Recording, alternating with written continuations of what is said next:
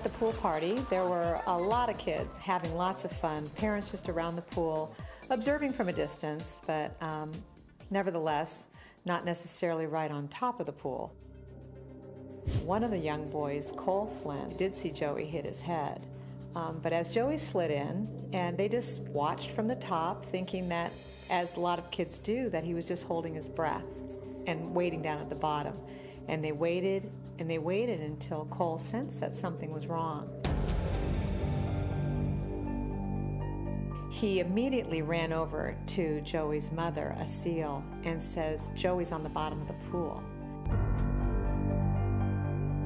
When a child ran into me at the pool and told me that Joey was in the bottom of the pool, immediately my heart sank. I got up and ran to the side of the pool, and there he was laying on his stomach.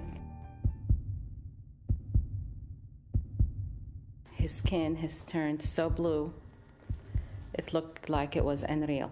Oh my God! When I looked at him, his lips were almost black. His tongue was out, dark blue. I thought he was dead. I immediately knew that I still needed to do what needed to be done, just in case. So I started rescue breathing on him, but was not hopeful. My daughter was right next to me, Nadine, and I just turned back at her and I said, "Nadine, you better start praying because I think Joey's gone."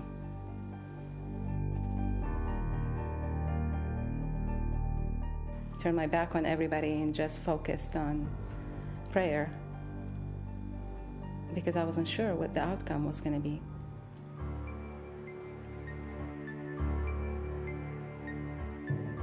Even though it seemed hopeless by his color, they teach you in CPR that once you begin administering CPR or rescue breathing, that you need to continue until help arrives in the form of a paramedic. So I knew that no matter what I was going to do, that I was going to continue. But the thing that stands out in my mind and gives me goosebumps to this day is hearing her cries in the background. It is a cry from a mother that you'll never forget. And it just drove me on because I knew if it was my child and somebody was going to help my child, I'd want exactly the same thing. So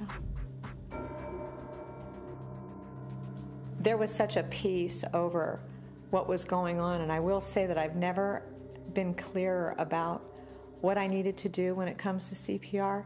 A lot of people have been afraid to get CPR certified because they're afraid that they won't know what to do.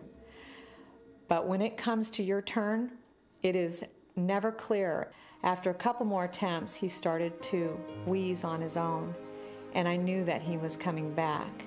And so we just stayed with him and encouraged him to keep going, and eventually his color started to come back, and his eyes opened, and he looked at us. He knew his name and knew where he was, and all was well. It was a miracle. Good job, Joey. You're great. You're going to be okay.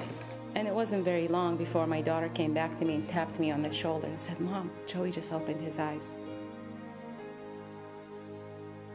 Then hope started coming to me. I felt like God was listening to me. He was answering my prayers.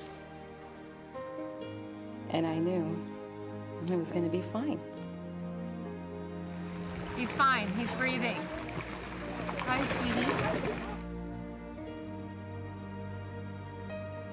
Everybody should learn CPR because you never know.